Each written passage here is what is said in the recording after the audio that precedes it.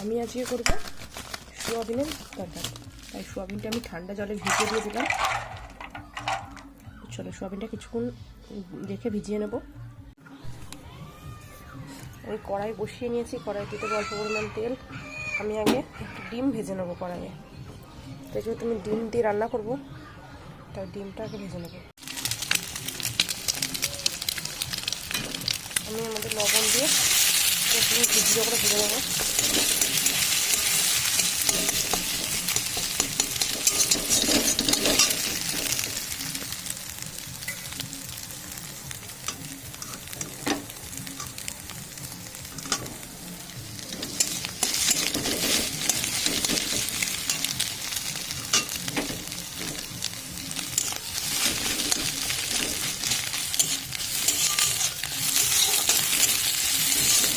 এবার ডিমটাকে আমি তুলে নেবো। আলু ভাজার জন্য তেল দিয়ে দিয়েছি, আর আলুগুলো আমি এরকম করে কেটে নিয়েছি আর দিয়ে দেবো। আলুতে হলুদ মরিচ দিয়ে দিয়েছি, এবার আমি ভালো করে ভেজে নেবো।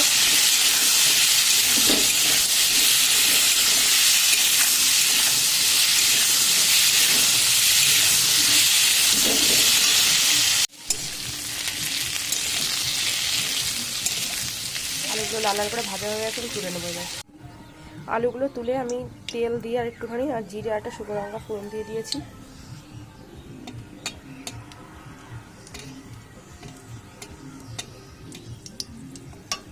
এবার আমি দিয়ে দেবো পেঁয়াজ।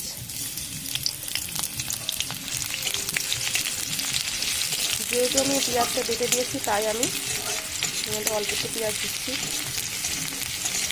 আদা রসুন আর লঙ্কা দিয়ে একসঙ্গে পেস্ট করা মশলাটা।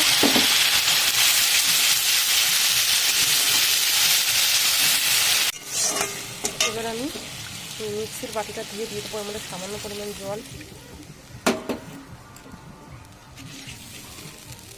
এর মধ্যে লবণ, হলুদ।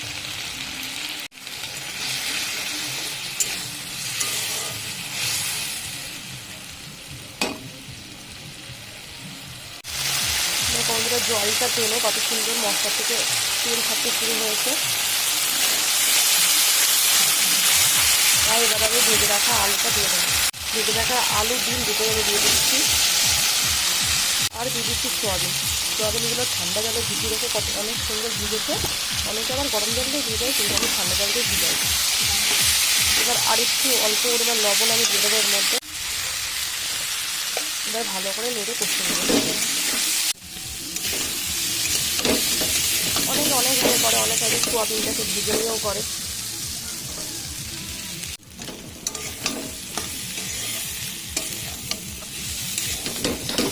আমি কিছুক্ষণ ধরে কষিয়ে নিয়েছি। এবার আমি দিয়ে দেবো এর মধ্যে জল।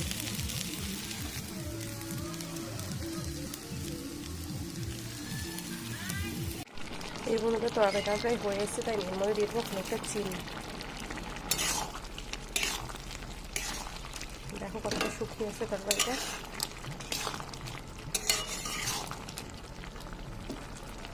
এটাকে জানো তো অনেকে হাড় ছাড়া মাংসও বলে। আমি এর মধ্যে গরম মশলা দেবো না, তোমরা চাইলে গরম মশলা দিতে পারো।